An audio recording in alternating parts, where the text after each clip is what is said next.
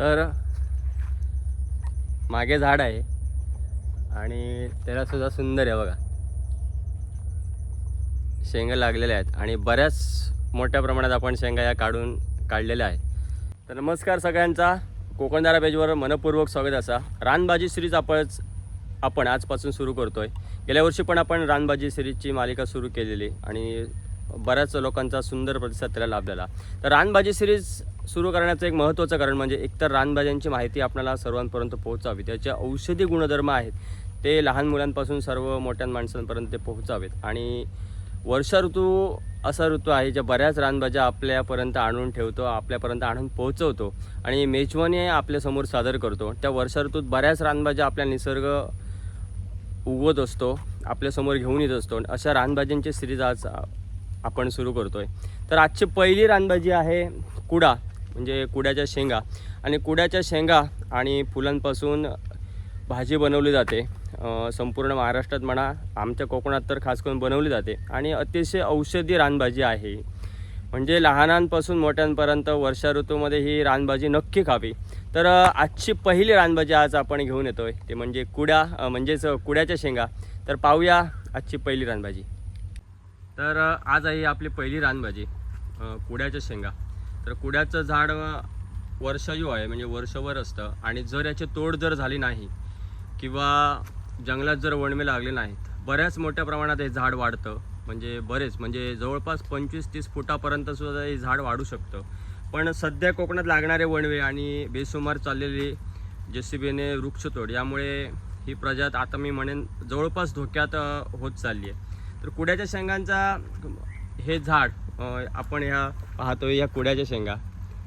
तर फुलंसुद्धा कळे आहेत आणि कुड्याच्या शेंगा बघू शकताय. बैलाला जशी 2 शिंगं असतात, म्हणजे खिल्लारी बैलाला जशी 2 शिंगं असतात, त्याच प्रकारे या शेंगा या झाडाला येतात. तर हे झाड ओळखायचं कसं, तर महत्त्वाची म्हणजे पानं.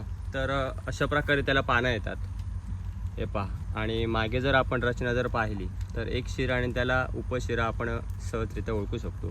दुसरी महत्त्वाची गोष्ट म्हणजे ज्यावेळी आपण हे पान तोडतो त्यावेळी असा आतून पांढरा चीक म्हणजे पांढरा डिंक बाहेर पडतो, ही ओळखण्याची. आणि हा डिंक आयुर्वेदात म्हणा किंवा बरेच वैद्य औषध म्हणून वापरतात आणि ह्याच डिंक पोटाच्या आजारांवर बहुउपयोगी आहे.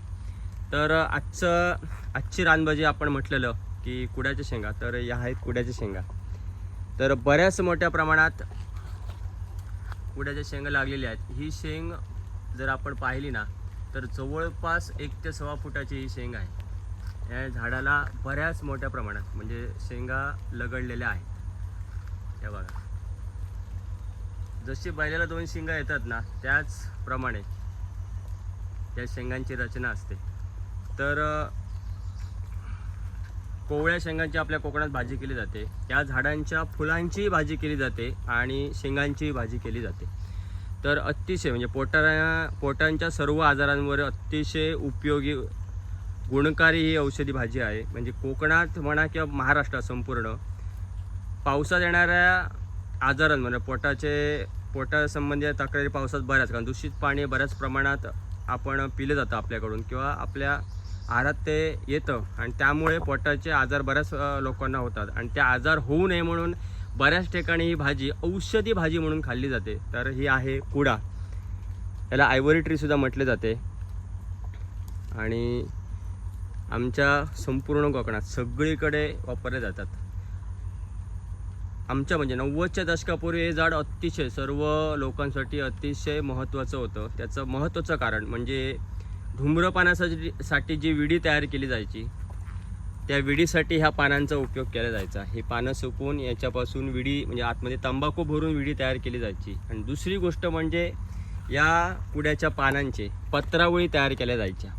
म्हणजे पहिल्या लोकांचं म्हणजे आमची जी पिढी आहे त्या आधीच्या पिढींच्या लोकांचं उत्पन्नाचं आणि उपजीविकेचं हे महत्त्वाचं झाड होतं. एकतर यापासून धूम्रपानासाठी जी आपण विडी तयार करतो, तंबाखूच्या विडी, ती विडी तयार केली जायची. आणि दुसरी गोष्ट म्हणजे यातून पत्रावळ्या, जेवणासाठी लागणाऱ्या पत्रावळ्या तयार केल्या जायच्या. त्यामुळे पण आता प्लास्टिकच्या पत्रावळ्या आल्या आहेत, विडीची जागा आता सिगरेटने घेतले, उत्पन्नाचं स्रोत बऱ्याच प्रमाणात बदलले आहेत, पैशाची हवस बऱ्याच प्रमाणात मोठी होत चालली, त्यामुळे या झाडांकडे आता कोण पाहत नाही. तर ही आहे कुडा. तर कुड्याच्या शेंगा ज्यावेळी आपण तोडतो ना त्यावेळीसुद्धा आतून असा बघा पांढरा डिंक चीक बाहेर पडतो. तर ह्या आपण कुड्याच्या शेंगा अशा प्रकारे काढल्या. कोवळ्या शेंगाची भाजी केली जाते. तर बऱ्याच जणांचं मत होतं की याची भाजी कशा प्रकारे केली जाते. तर भाजी करण्यासाठी कोवळ्या शेंगा आपण काढायच्या. कोवळ्या शेंगा ओळखायची सोपी पद्धत आहे. जी तुम्ही भाजी घेताना, भाजी निवडताना, म्हणजे बाजारात गेल्यावर भाजी निवडताना जी पद्धत वापरता तीच कोवळ्या भाजी शेंगा निवडण्यासाठी उपयोग. म्हणजे जर अशी तोडून बघायची, एकदम तुटली तर समजायची भाजी कोवळी आहे, आणि जर आतल्या शिरा जर तशाच राहिल्या तर समजायची भाजी जून झालेली आहे. तर भाजी करण्याची पद्धत म्हणजे या शेंगा चिरून घ्यायच्या आणि कांदा परतून आपण मसाला घालून ही भाजी साध्या पद्धतीनं, म्हणजे एकदम गावठी पद्धतीनं, किंवा आपण ज्या गावात ज्या भाजीची पद्धत आहे त्या पद्धतीने आपण करू शकतो. महत्त्वाची गोष्ट म्हणजे चिरल्यानंतर भाजी अजिबात धुवू नका, कारण जो डिंक आहे ना तो त्या भाजीतून पाण्यातून वाया जाऊ नये, कारण हाच डिंक आपल्या पोटाच्या आजारांसाठी आणि पोटावरच्या जे दंत होणे म्हणा, आव पडणे म्हणा, पोटात दुखणं म्हणा, त्यासाठी अतिशय गुणकारी आहे. त्यामुळे शक्यतो भाजी आधी धुवून घ्या, शेंगा आधी धुवून घ्या आणि त्यानंतर चिरा आणि नंतर भाजी करा. साध्या पद्धतीने आपण भाजी करू शकतो. कोण तेलात परतवायची असेल तसे, ज्या भागात जी पद्धत प्रचलित आहे त्या प्रचलित पद्धतीप्रमाणे आपण सहजरित्या ही भाजी करू शकतो. त्यासाठी खास पद्धतीची गरज नाही. पण आमच्याकडे कांदा घालून, मसाला घालून ही भाजी साध्या पद्धतीने बनवली जाते. ही आपल्याला जी शेंग भेटली आहे ना, मी म्हणेन जवळपास 1.5 फूट उंचीची शेंग आहे ही. पहा, याची हाईट जर आपण लांबून जर बघितली ना तर तब्बल 1.25 ते 1.5 फूट ही लांबीची शेंग आहे. आणि त्याच्याबरोबर जर बाकीच्या शेंगा म्हणजे रेग्युलर जर शेंगा ठेवल्या ना तर ते फक्त अर्ध्या भरतात. या बघा, फक्त अर्ध्या भरतात. एवढी मोठी ह्या 2 शेंगा तयार झाल्या आहेत. आपण हे शेंगा काढणार नाहोत एवढ्या मोठ्या. पुढील बिया रुजवण्यासाठी किंवा पुढील याची रोपं तयार होण्यासाठी आपण शेंगा तशाच ठेवणार आहोत. आणि बाकीच्या शेंगा ज्या आहेत, कारण रानभाजी आपणाला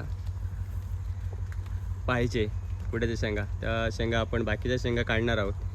तर निसर्गच म्हणजे एक अप्रतिम कलाकार आहे. ज्या शेंगा आपण फक्त अर्धा फुटाच्या पाहतो ना त्या जागी किमान 1 ते 1.5 फुटाची शेंग येणं म्हणजे निसर्ग एक अद्भुत कलाकार आहे आणि त्याच्या कलाकारीचं हे उत्तम उदाहरण आहे. तर इथे पाहू शकता आपण या झाडाला फुलं पण आहेत आणि शेंगा पण तयार होत आहेत. म्हणजे या फुलांची पण भाजी केली जाते. वर्षा ऋतूच्या आठवण ही झाड आपणाला किंवा ही फुलं आपल्याला करून देतात. म्हणजे वर्षा ऋतू आता येणार आहे अशी फुलं आपल्याला सांगत असतात. आणि एप्रिल मे महिन्यात हा कुडा फुलायला सुरुवात होतो आणि ह्या फुलांची सुद्धा सुंदर भाजी केली जाते. पण आपण फुलांची भाजी करत नाही, कारण या फुलांपासून शेंगा तयार होतात आणि शेंगांपासून या नवीन झाडांची, नवीन रोपांची निर्मिती होते. त्यामुळे निसर्गात या नवीन झाडांची निर्मिती व्हावी यासाठी आपण या फुलांची भाजी शक्यतो करत नाही. पण जर भरपूर मोठ्या प्रमाणात जर कुडा फुलला असेल ना तर बऱ्याच ठिकाणी या फुलांची भाजी केली जाते. तर शेंगा पण आहेत आणि फुलं पण आहेत. म्हणजे एकाच वेळी दोन्ही गोष्टी, म्हणजे फुलं दाखवायची आपल्याला एक वेगळा व्हिडिओ करायची आता गरज नाही. तर मागे झाड आहे आणि त्याला सुद्धा सुंदर आहे बघा, शेंगा लागलेल्या आहेत आणि बऱ्याच मोठ्या प्रमाणात आपण शेंगा या काढलेल्या आहेत. तर आजचा पहिला भाग, आज आपण रानभाजी सिरीज सुरू केल्यानंतर पहिला भाग आपण सादर करतोय कुड्याच्या शेंगा. म्हणजे कुड्याच्या झाडापासून या आपल्याला शेंगा भेटतात आणि बऱ्याच मोठ्या प्रमाणात आज आपल्याला शेंगा भेटलेल्या आहेत. तर अर्थात आज मेजवानी आहे आमच्याकडे कुड्याची शेंगा भाजी. भाग कसा वाटला नक्की सांगा, कारण रानभाजी सिरीज देताना आपण जैवविविधता आपली कशी टिकवावी, आपला निसर्ग कसा टिकेल याबद्दल देखील आपण जनजागृती करणार आहोत. रानभाज्या महोत्सवांबद्दल आपण देखील पुढील काही भागात माहिती घेणार आहोत की रानभाजी महोत्सव भरवावा की नको, रानभाजी जर आपल्याला टिकवायची असेल त्यासाठी काय करावं लागेल याबद्दलसुद्धा बरेच आपले भाग पुढे येतील. त्यामुळे विनंती आहे, रानभाजी सिरीज एक रील म्हणून न बघता निसर्ग टिकवायच्यासाठी आपण प्रयत्न करतो आहे, त्यासाठी हे भाग नक्की बघा. तर आजची पहिली रानभाजी कुडा, अर्थातच कुडाच्या शेंगा.